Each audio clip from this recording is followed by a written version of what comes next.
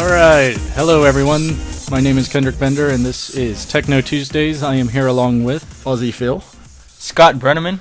AJ Savopoulos. Oh, he's got his last name this week. Yes. Oh, he used his last name. Or they used a Pseudonym. Synonym? Anyway. Cinnamon Toast Crunch. Donuts. So, first order of business, if you guys want to ask us a question, go ahead and leave it in the comments down below, especially if you're on YouTube, that'll be really easy, or on our Facebook page. Alright, so, first thing is we've got a new rolling for a Rule GS7, blocking access and interfering with hanging. The ruling says you can't completely block a robot from the hanging zone. So the question was, hey, if I'm on one side of the ramp and a robot comes up, aha, I've blocked them. And then if they go around to the other side of the ramp, oh, I can just roll over the top and block them again. And the ruling was, no, you can't do that. Really, because you're preventing them from getting to the hanging zone. So, if you have a strategy which completely blocks them, like being smart where you sit, sorry, penalty. Yeah, it's been more or less just a clarification of the rule, just restating what's already been said in the rule book. Hey, so I was happy to look up scoring. We wondered if you throw half a dozen blocks at the pendulum and some of them land between tubs and some of them land on the wood itself, are they considered scored? And of course the ruling is if they're not actually in or above a tub, then they score as part of the floor goal, 1 point. And if they're like resting between two tubs, if it's breaking the vertical plane of the tub, it will score on the highest point one. So if it's sitting between the 2 and the 3-point one, you get 3 points.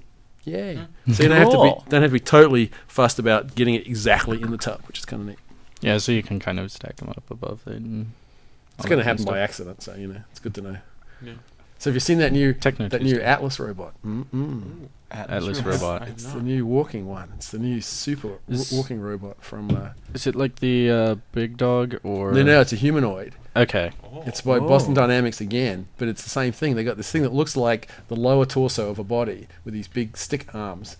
It's got like these monster thighs, and it's just walking along on this big rock debris field, and they hit it with a 100-pound weight, and it goes, "Oh, stop that!" and it keeps on walking. It's pretty cool.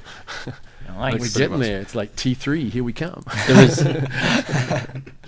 There was the couple of months ago, may have even been like a full year ago. There was that exoskeleton thing where it was actually, a robotic skeleton fitting around a person, and he was able to, lift 200 pounds for hours on end. Till his gas ran out. It was actually electric powered, and they had an extension cord and a generator there. Doesn't seem totally practical. Not totally practical. Yeah, but I mean the whole exoskeleton, getting it to respond to his movements and then sort of amplify it.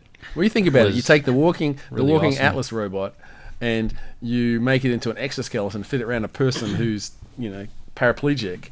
We know we've got all the balancing software. We know we've got the neural control software. We know we've got the exoskeleton. It's like, okay, this should be it. This should be the big break. The big break that lets people who can't walk get up and walk again. I mean, it's pretty cool.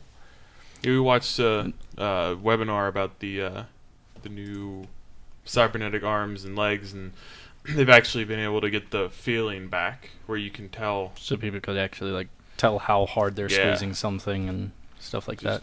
Pretty impressive. Indeed. Pretty awesome stuff going on. So what is your favorite tool to use while building anything? Robots in general. We'll say robots. Robots in general. Favorite tool for building robots? Can't go wrong with duct tape. Duct tape's a tool now. I agree. You're allowed to use it now in FTC as well, so... I was very excited when I heard that. Now all we have to do is just get camo duct tape and just cover our robot in it, just to seal it off. They'll be like, where'd it go? We need an FTC team to be named Team Duct Tape. I'm not sure that duct tape can be considered a tool, though. It's more like a material. I mean, like if you hit the robot with the duct tape, that'd be a tool. But using it on the robot, I don't think so. Like a bolt's not a tool. No, but if you think about it, you can use it for a hammer. You can use it to pull things out. No. You're using it for a nail, not a hammer. You can hit it with it. Duct tape is that's what I mean. But that's only legitimate as a tool if you use it. My sister's car, we had to change the oil filter on it, right. And it was stuck on really tight. So we took duct tape, wrapped it around once or twice, and then used it. Okay, well to twist, that's so a that tool. would be like Okay, using it I'll as a pay tool. that. So you can use it as a tool. But building it out of duct tape, no, sorry. it's just a thing that does everything. Duct tape can do everything. It can be a tool and a material. We're totally building a robot out of duct tape now. Just purely duct tape. Duct tape and zip It's going to be ties. hard to make a motor So- out of duct tape. Hard, but not impossible. Exactly. It's incredible what you can do with technology these days. Okay, if we're going to get esoteric, then I think the best tool for building robots is a micrometer. Micrometer. Micrometer. You know, one of those measuring things. I think that'd be the best for designing a robot, but not really you can't building build it. one without designing a good one first. See, that's my point. I said I was being esoteric. Yeah, I feel like I mean- the computer's the best idea. You just But see, even building it with a computer, you know, you have to measure, like, what's the size of that bearing that I need to fit into my robot before I design it on my CAD program. I don't know. 3D printer with its own built-in designer software and everything. I feel It like can something we're print- learning is you can't just use one tool. It takes takes a many multitude tools. It's a family of tools.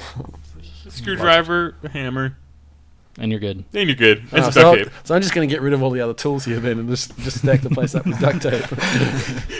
Yes. Hammer down duct tape. Conductive compact duct it tape. down. There we go. Conductive duct tape. Aluminized duct tape. Can use it to get rid of all the static on a robot. Wow, not only could we build the robot, we could build the playing field with it. Okay, so what's the coolest thing you've developed on your robot prototypes in the last week? We've seen some awesome little shooters going on right now, and we actually shot a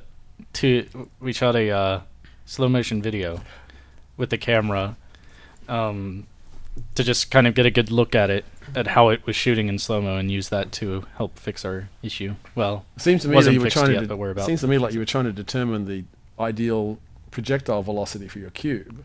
That too. We also used it for that. We made a little speed board or a marker board. It was pretty cool. to- Felt like all going Mythbusters and all that kind of stuff. Now we need is the explosion. Then we're all Mythbusters. There we go. We just needed an explosion in the background of the video now. So, what kind of camera did you have, Kendrick? It's a Nikon Coolpix L280. I think. Wow, that number's probably significant. It means like how good it is basically. It's not, They not have, like- 280 frames per second. They have like a 280. They have 290, Uh, 290X. And so what's the good thing more about it like that lets you do? Lets me do a high-speed video. Lets me shoot in 1080p and shoot 2K pictures as well. So Wow. And what's the High high frame res. rate? What's the best frame rate you can get out of it? highest Wow. frame rate is 240 frames a second. Wow. 2K. Slowest is Kendrick learned a valuable lesson, though. He learned that when he was doing speed calculations, it's important to use the recording frame rate, not the playback frame rate, to calculate the speed. 1/8 of the velocity. We had like a cube flying through the air at like a foot. 1.3 feet per second. Yeah. Which is pretty cool if you can do it. We can do it. Attach a parachute to it before it flies out of our robot. Yes. Or make it a super magnet and drop it down a copper tube. Yes. That's something else cool we learned this week. Scott's been having fun with that. Yes. A lot of those fun with are that. Pretty awesome. Yeah, they look pretty cool. We're like developing a mad science camp, and I think that's what he's going to use as an experiment for that. We're basically going to teach the kids about a bunch of cool little sciencey stuff that they can potentially take home with themselves. But And who doesn't like not super necessarily. magnets, really?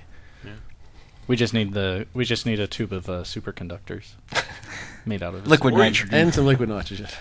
There we go. It's always fun. Or you could just go into old computer hard drives and smash them and get the is it neodimium? Neodymium. I never know how to say that word. Neodymium? Rare earth. It's the rare earth magnet. Neodymium. It's so called rare, but almost actually all computers have them. So, So it's not so it rare can't after be all. as rare as we think it is. Because you look everywhere and there's a computer or something that uses that. Cell phones use it. So All sorts of things use it. It used to be rare, and then they've found out, oh, it's not. now the it's name rare makes- again. I'm Now hoping the you're name all makes no joking here, sense. not serious, because, there's actually a reason why they call it rare earth. Those materials are known as rare earth materials, and they just happen to be used in magnets, so they're rare earth magnets, not rare magnets. Like, or even medium or well done. Medium. Well done. Hey, so we did something exciting yesterday, right, AJ? Oh yeah, remember that, Scott? Surface mounting. Yes. That was pretty fun with Tell a everyone about it. manual pick and place machine. We we started with a stencil where you put all the solder paste across it and all the stencils. This is for a circuit board Correct. with really small components. Right, I forgot to say that. So then you put the solder paste across it, and then you take it with a pick and place machine, and you take it and do Pick and place it. yes. You basically pick and place each thing so that each component it has contact on both sids of it. It's pretty cool. It's And then essentially what do you like do with a it? Then you bake it in a toaster oven, which Phil will not let us bake pizza in. It's that whole drippy cheese thing that's got me worried.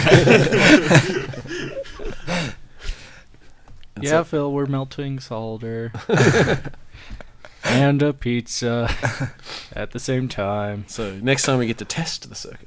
All right, so on behalf of all of us here at Teckno Tuesdays, thank you for watching. Don't forget to leave a question down below in the comments. So, from Kendrick Bender. And by the way, you can't say, "Hey man, who cuts your hair?" That's not a valid question. That's not a valid question. Well, depends on who it is.